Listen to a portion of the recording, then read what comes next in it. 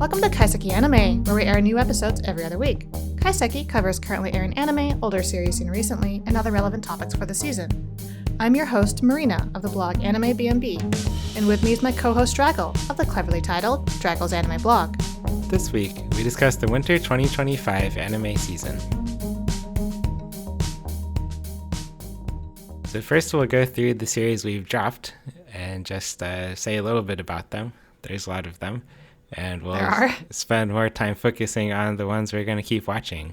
Yes. So first is Babanba Banban Vampire. This is BL.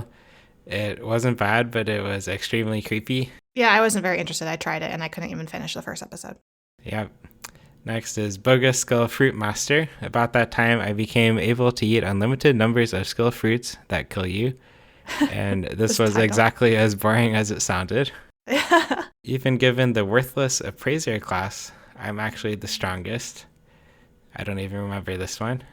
Farmagia. This was so offensively boring. It sounds like a farming game. I do remember it. It is like a farming game. Yeah. Okay. Grisaia Phantom Trigger. This is a sequel from the original that was I think over 10 years ago. And I remember absolutely nothing. And they tried to give a summary episode, but it didn't help. The next one is Honey Lemon Soda, which on the surface has really cute graphics. Will probably be an interesting love story for some people, but I just could not express any interest with the main duo. I thought they had no chemistry and no good personality. I'm a noble on the brink of ruin, so I might as well try Master Magic is on here, but I don't really remember watching it, even though I noted it as dropped. Do you remember anything? I think it's just like it says, and it was just as boring as it sounded. Yep. Next is I'm Living with an Otaku NEET Kunoichi. This was actually short episodes, but I didn't get much out of it. Thought it might be good for classy, but no. No. Yep. Magic Maker, How to Make Magic in Another World. Another generic isekai. Medaka Kuroiwa is impervious to my charms. This one I'm quite disappointed by because I really like the manga. Really good artwork, good story, but the anime is just doesn't really capture the charm of it. That's so lame. Yeah. Momentary Lily. I think this was some... Oh, wait. This was the Gohan's one. And it was very Gohan's. Okay. Yeah, lots of CG, and it looks really cool, but it makes absolutely no sense. Next is Okitsura. Fell in love with an Okinawan girl, but I just wish I know what she's saying. This one wasn't bad. I don't know. I feel like it's kind of offensive to Okinawan people.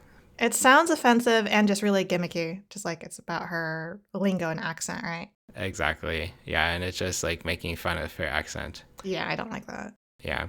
Possibly the greatest alchemist of all time. At least the title is slightly different with some humility and possibly. This was boring as well. Promise of Wizard. Don't even remember it, but I'm sure it was boring too. Sorairo Utility is the one that is surprisingly popular with people, it seems, this season. And I agree that it looks good. I tried to watch it thinking I would probably like it. It's about golf, girls in golf, but I was bored. I dropped it as soon as I saw golf. Of course. It wasn't as good as Birdie Wing. That's what people were saying, that they thought it was good, and I'm like, this isn't Birdie Wing. Exactly. Yes. And last is Ubel Blatt, which was just this really nasty, violent thing, which I had no appetite for. Yeah, that doesn't sound interesting at all. Okay, so we're done with the dropped things. We can move on with, fresher souls Yes. to the sequels of this season, of which we have a good handful. So first is the Apothecary Diaries Season 2, which is the best show this season, but I haven't actually watched the first episode yet.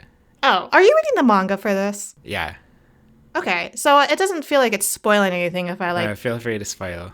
I think the focus here so far is about the one woman's pregnancy and all of the conspiracies that are happening around the palace to try to make her lose the child. You know the one I'm talking about, right? Yeah. I forget what the different houses are called, but it's the one that Mao Mao serves. So of course, a lot of the mysteries, they all link up to that. And I've been enjoying it so far. If you remember the mushroom arc in the manga that's featured here in this anime in this season, when she like goes rooting through the forest and like smells something really bad.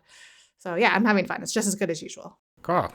Next is Bane Dream Ave Mujica, a sequel to Maigo, which I loved. And this one, it rules. Lots of depressed and anxious, cute girls in the band fighting with each other. It's great. Of course. You like the depression and you like the drama. I do, yes. Then is Dr. Stone Science Future. I love Dr. Stone. I was a bit disappointed by the first couple episodes, which were this weird casino arc, which made no sense. But now they've gone to the New World, and they've gone to California. What? And gotta say, it is pretty funny, the portrayal of California. Is it accurate? Is it too accurate? Is it totally off base? It is totally off base in so many ways. Wow. But that's just like a bunch of stereotypes? Yeah, like they're going up the Sacramento River with the banks covered in redwoods. And I'm just like, what?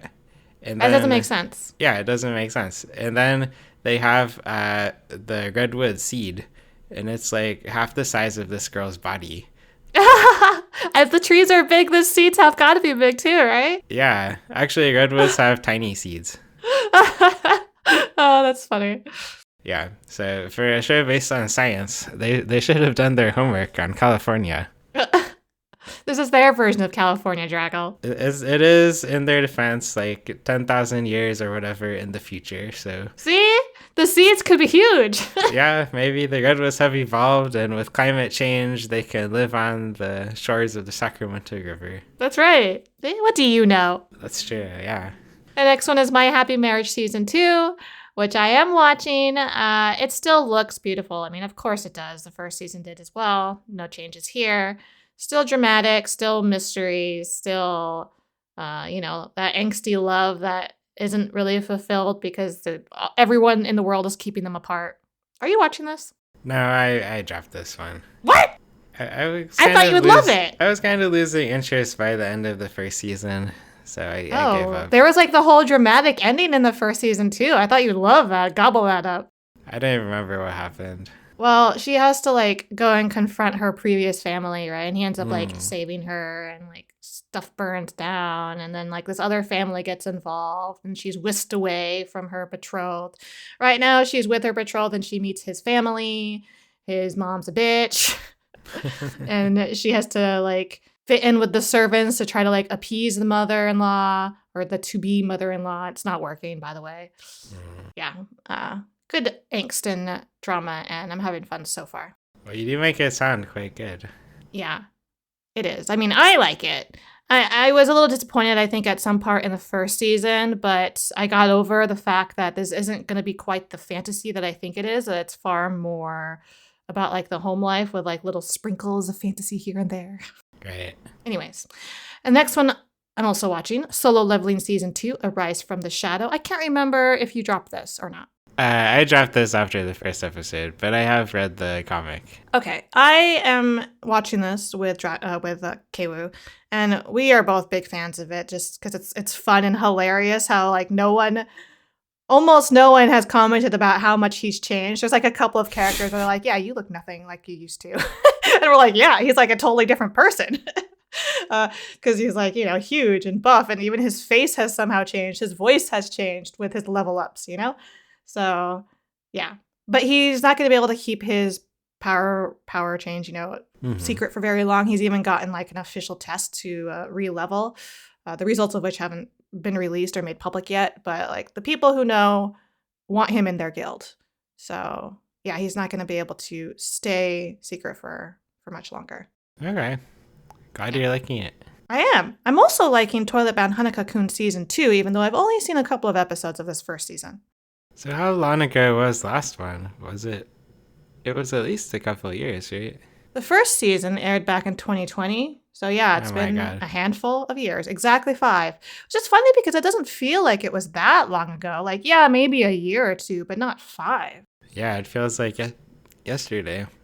gosh. Yeah. I still think it looks great. I always thought the art style was really colorful and like it pops, and I like the thicker lines, and I like the characters themselves, how Hanako isn't necessarily good or bad. Are you watching this one? No, I'm not. I hadn't finished the first season either. But Okay. I do remember enjoying the art style from the first episode. Yeah, I think it still looks fantastic. There was a little bit of revelations that occurred in the second season where I was like, ooh, I didn't see that coming. So that's been fun. And I'm definitely going to stick with this one. Cool. That's it for the sequels.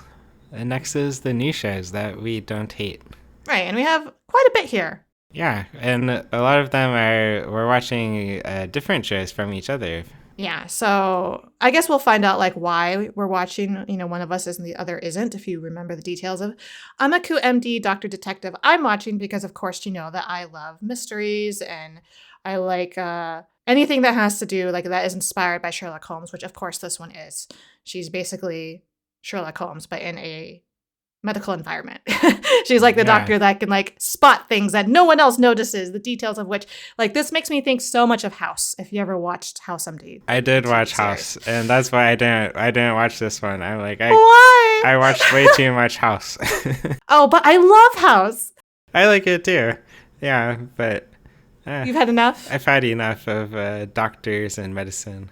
Okay, well, I like laughed my ass off in the first episode, not because of how much she reminds me of House, because you remember House was like he like didn't give a shit about the rules, right? Like he wore what he wanted to wear, he did what he wanted to do, and like one of the first scenes you see her in, she's walking around the hospital. She's a doctor, right? She should understand like the need to have good gear. She's wearing open-toed slippers. Yep. And I'm like, that there's like contaminants that just like splash all over your feet, right?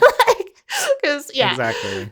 So I'm having fun with this, watching it for sure. The next one, anyways, I'm falling in love with you. I was actually of a mind to drop this. Even when I first started watching the first episode, I was like, I'm not too impressed with the art style. Like it's kind of pretty in like a shoujo pastel kind of way, but like the animation's nothing to write home about. And it's obviously like a reverse harem kind of situation, although right now it's mostly focused on two boys. And this is like a woman's looking back on her past. Like she's already a career woman, looking past on her like high school experience with these 5 guy friends of hers and like reminiscing about it. And what could have been, I guess. I'm not sure. I'm watching it though. I got stuck into watching it with like a couple of episodes and I realized I was still like wanting to see the next episode. So I guess I'm just here now. Okay, cool. Yeah, I like the first episode, but I'm not really a shoujo romance person. Yeah. So I didn't stick with it. I mean, I just like automatically clicked up the next episode. And then after I did that a couple of times, I realized, maybe this is a sign. I should just watch this if I just keep sucked into their trap. Yeah, basically. I'm like, does she get with this guy or not? Does she get with that guy or not? Yeah, we'll find out. Next is Aquarion Myth of Emotions. This is the 4th Aquarion, which aren't too related to each other. The second one was really good. The other ones kind of sucked. And this one, I've only watched the first episode, but it looks to be really good again, except the animation is awful. No. But the actual like story and stuff is great so far. It's a very, very compelling first episode, despite not looking too good. I think I can put up with that. If the writing is strong, if the story and characters are compelling, I can put up with subpar animation and art. Exactly. Not the other way around. Yeah. I'm definitely gonna keep watching. Next is Beheneko. The elf girl's cat is secretly an S-ranked monster. Oh, I misread this the first time. I thought it said Bakeneko. Baheneko. Oh no, Beheneko. Beheneko. Okay. Yeah. And it's exactly what it sounds like. The elf girl's cat is secretly an S-ranked monster, but it's kind of trashy. Like he lives in her boobs and stuff. Okay. So I'm hoping we can watch this with Classy. I was gonna say. And it's not that bad actually. So the second you described this, I thought that this would be a classy show. Exactly. So we will convene shortly. Next is the daily life of middle-aged online shopper in another world. And this is exactly what it sounds like. But I've kind of enjoyed it because it's funny. He basically like wants to do things, and he'll just go on Amazon and buy stuff, and he'll like use that. He'll sell things he buys on Amazon for high prices. Oh, so he's like flipping them. Yeah, and he like he built a house with things he bought on Amazon, including like a backhoe and stuff. Yeah. And what's like I guess what's the compelling story here? What's like keeping you hooked? There's no This compelling sounds so story. inane. There's no What? compelling story. It's kind of boring when I describe it and think about it. Yeah, it is. It sounds boring as hell. Okay. Yeah, you're right. Maybe I should drop this one. I was like, so what's the hook here, Draggle, huh? There is no hook.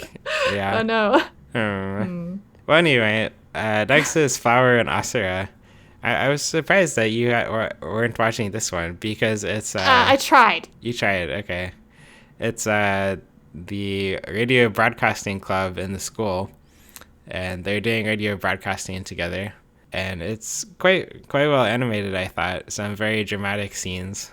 I like the characters so far. Yeah, I did have this on my watch list. I watched the first episode. The premise was interesting to me. I thought the art and the characters looked good. But then when the actual story, like, you know, her reasons for like why she doesn't want to join, but then everyone thinks she should join, and her reciting her spiel out to the ocean, like none of it resonated with me for some reason. I was just bored. You know, that's fair. I'm a bit worried that the same might happen to me eventually. Yeah. And I'm like, if she's so resistant to it, like it doesn't matter how good she is at it. If she doesn't have the drive, or if she doesn't have like any reason to join, if she can't get over whatever, yeah, Right. then don't do it. Don't force her to do it. Yeah, makes sense for sure. Oh, next is... The next one. Yeah, you go ahead. So next on the list is From Bureaucrat to Villainess, Dad's been reincarnated. Yay! And I actually wasn't going to really pay attention to this until I think you noted that you were watching this. I told Yeah, you to and watch this so one. I watched it and I was cracking up. I love this man who is now a not so villainous villain, or yeah, a not so villainous. Ha ha. Oh gosh. See, that's the dad humor there, right? Yeah. He's like taking the wisdom of his years as a father and a bureaucrat, which really, he just looked like a paper pusher to me. Like he was just an office man, very good office man, who had a good relationship with his daughter. It looked like in his real life before he died. Yeah. Yeah, I like him. It's such a wholesome story. It's so wholesome, and like it's funny. Like he's now playing this villainous role, and he recognizes it because it's a game his daughter played, right, or something. Yeah. And he recognizes who the beautiful boys are who are supposed to be the love interest. He recognizes the girl who's supposed to be the main character, and then like somehow ends up befriending her, ends up becoming like the one that everyone looks up to because he's just such a good father, except he's this high school girl. And then he's like, wait, I need to like follow the storyline. I'm going to try to be villainous. But no matter what he says, it just comes across as like, oh, I'm looking out for what's best for you, right? Exactly. Yeah. I love this. Yeah, I love it too. This is definitely one of my favorites this season. Next is Headhunted to Another World, From Salaryman to Big Four. This is slightly along the same lines, except less funny, because he's just reincarnated in his own body as a salaryman. And he's, as salaryman, he's trusted by the Demon King to reorganize the kingdom. So he does things like make sure the economy is going well, conduct some negotiations with foreign countries. But he all does it by just like using his salaryman skills of like being very diplomatic and thinking about what other people want. And all the other demons are just like want to punch each other. So he's very effective and appreciated at his job. I'm glad that, because you know, when you think of like salaryman, I don't really think of appreciated. I think of like underappreciated and overworked. Yeah. Well, in his old world, he was underappreciated and overworked. But in this one, the Demon King properly appreciates salarymen. Good. So the Demon Lord King, whatever he is a good guy. Yeah. Yeah. Although we don't know much about him. He just kind of like stands at the top of this big staircase and looks intimidating. But then the salaryman will like go flagellate himself and apologize And the Oh my Demon God. King is like, no, you did a great job. Don't Aw. apologize. Yeah, What a good boss. exactly. So I'm enjoying this one. Yeah, that sounds fun. Yeah, lots of wholesome shows this season. We need it, man. Yeah.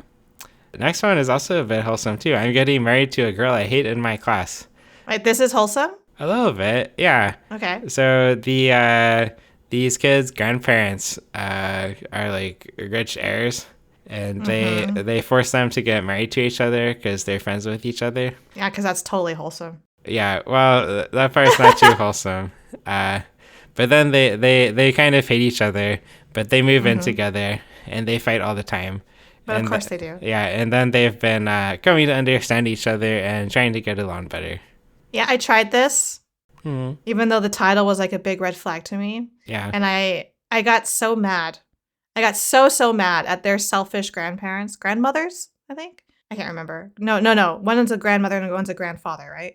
Their yeah, romance was I ruined. think that's right. Yeah. And now they're going out since their spouses have both died. So, okay, they're going out now. So why do you need to force the kids to go out, right? That just like pissed me off. I guess like, you can't just like create chemistry out of nowhere. You gotta just not think about it too hard. I thought about it immediately. Like, there's no getting around it. I was like so angry at them for imposing their will on their grandkids. Like, how dare you? Now you guys can be together. Why do you got to do it to other people? Anyways, that's why I didn't watch it. I mean, I couldn't watch it past that. That's fair. I don't disagree. Okay. But I'm glad that it's like starting to become more heartwarming. Yeah. I have a crush at work.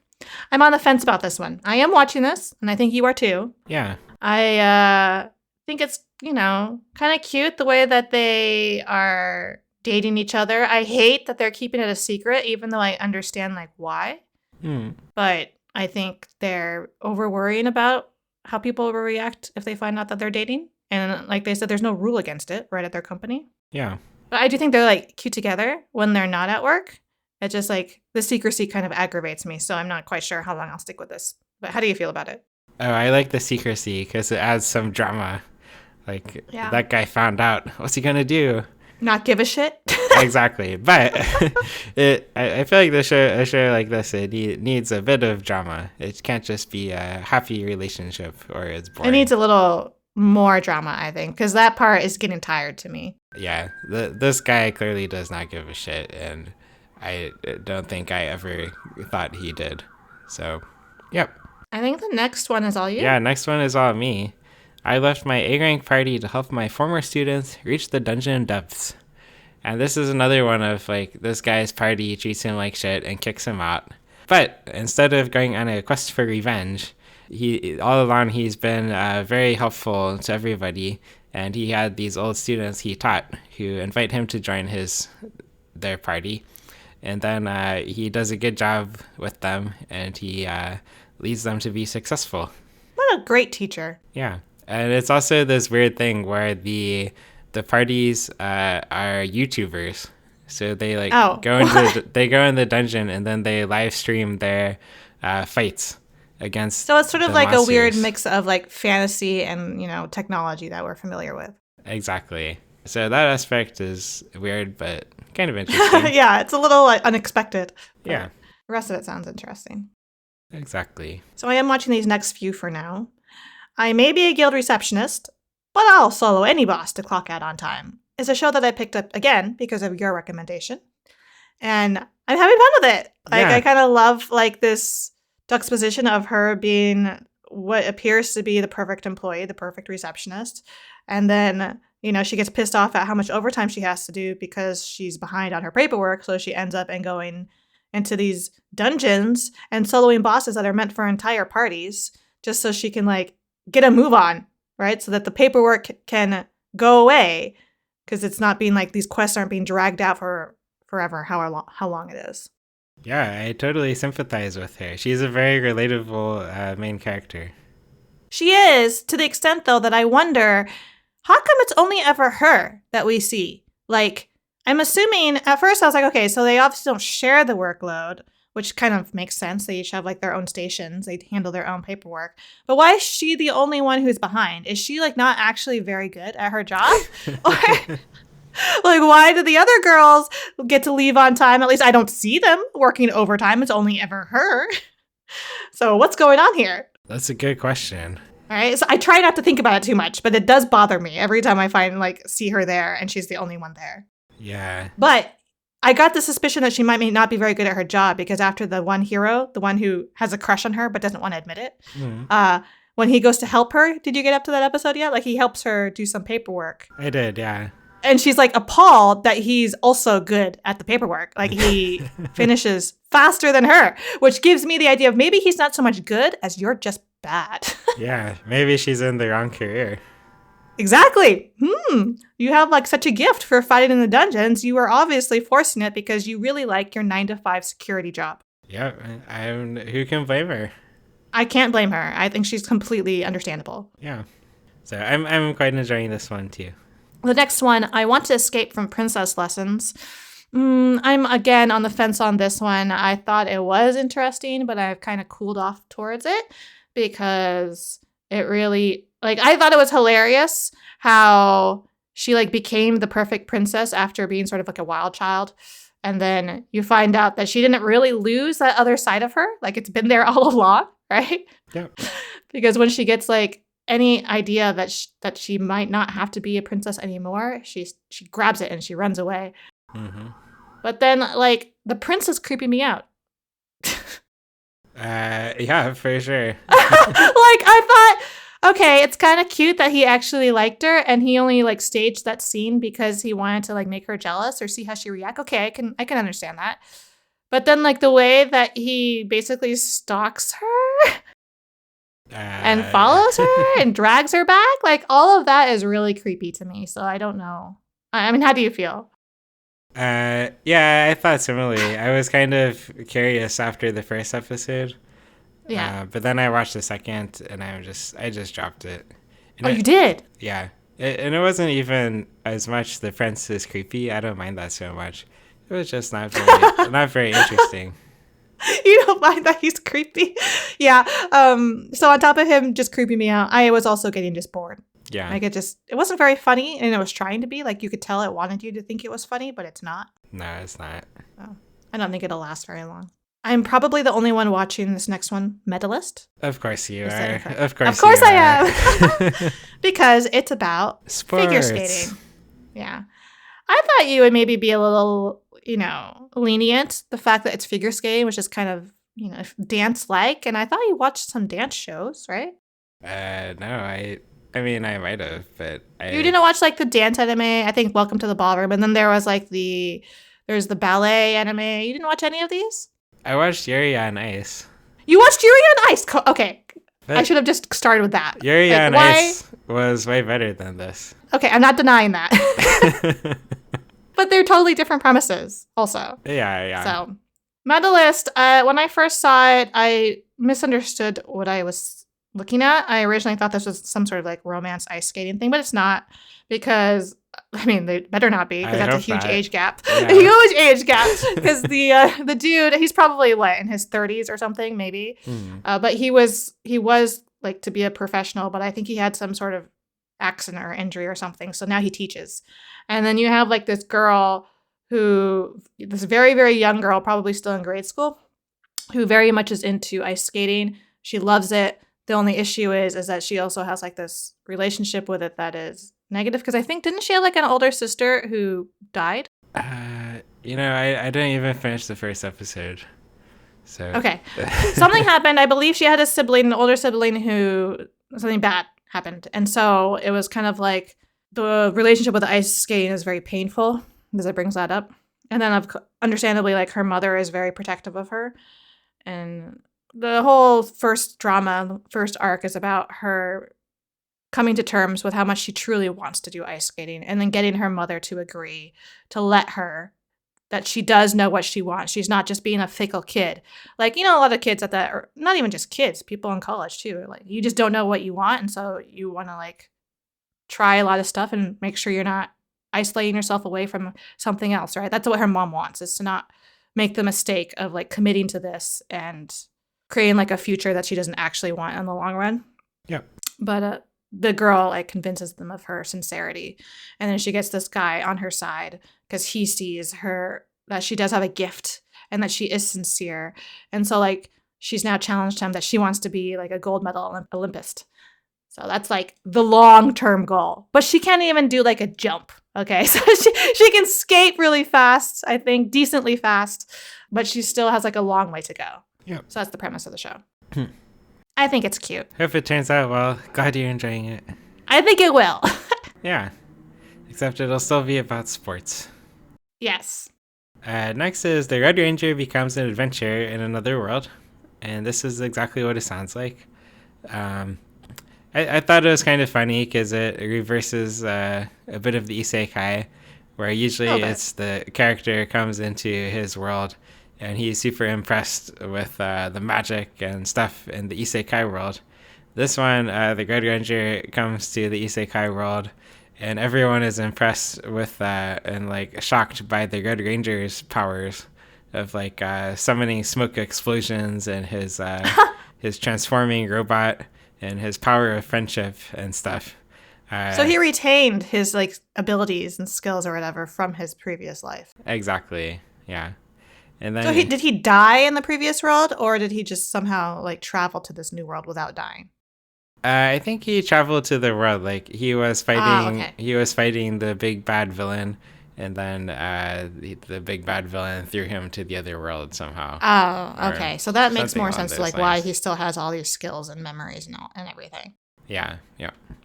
And he teams up with some wizard girl from the other world, and she has very funny reaction faces on seeing his powers. The reaction faces are the best. Exactly.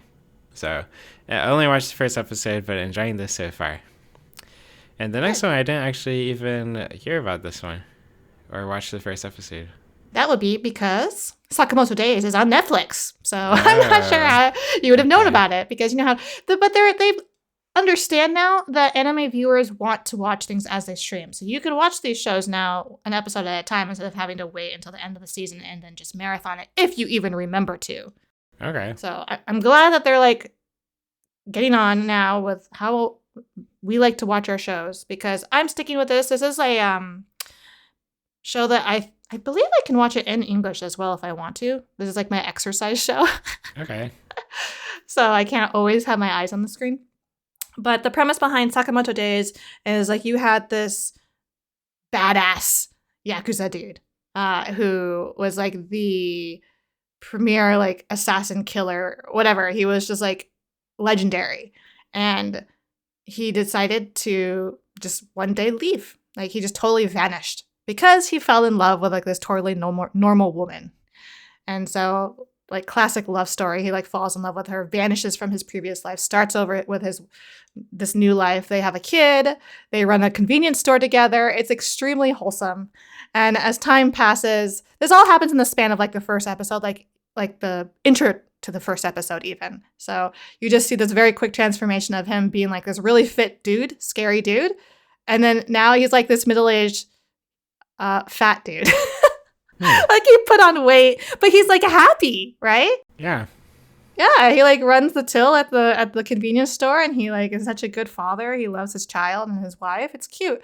But then like when he's discovered by the people he used to work with, of course they don't forgive you trying to leave them. So now they want to kill him.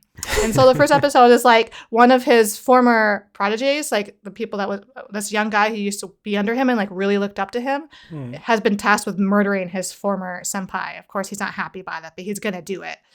But like every attempt is utterly hilariously bad. Like he just keeps failing because Sakamoto may be old, may be fat, but he hasn't lost any of his skills. In fact, he has somehow retained them despite gaining all this weight. So watching like this larger dude do these crazy acrobatics is pretty funny. Okay. So do you think I would like it? I think you would have fun with it in a way that maybe you would have like, I think you would like this more than any of like the other previous like Yakuza type shows. Okay. I'll give it a shot then. Do. And then I want to know how you feel about it. Yes. I will. It's actually already been, I think it's already been slotted for a part 2 as well, a sequel. Oh, exciting. Next is Welcome to Japan, Miss Elf. This is, I guess you'd call it reverse isekai, sort of, where this guy, he goes for years to the fantasy world in his dreams, and then when he dies, he wakes up. This time he he dies like holding this elf girl, and she wakes up in Japan with him, and she experiences Japan. So it's a very and then they go back together sometimes if they sleep and hug each other when he falls asleep in dreams. Oh, interesting. That's how they go between the worlds. Yeah. So far it's kind of interesting show, although very inaccurate. He lives within sight of the sky tree, and then he drives a car to go eat lunch. Yeah, exactly. No? I don't even live in Japan, and I know how ridiculous that is. They don't take like the subway? No, they drive, and then they go to like this restaurant with parking spots and stuff. That's very interesting. Yeah, I'm just surprised they would. Exactly. But yeah, it's a fun show. As is the next one, the last on this list, is Zenshu. Yes, I think this is my favorite so far. I was going to ask you, is this one of those shows that you like so much that you're going to not watch it until like most of it's out and you just marathon it? Yeah, I only watched the first episode so far. Yeah, I am watching it as week to week as I can. I was obviously enamored with it upon the first episode, like you were, and knew that this was going to obviously be one of the favorites of the season. Like, people are going to love it. Yeah, it looks really good. And the story is surprisingly good, too. Yeah, how would you summarize this? There's this girl who's an animator, and... but I guess she's like the director, I think. She has like people under her, and she's in charge.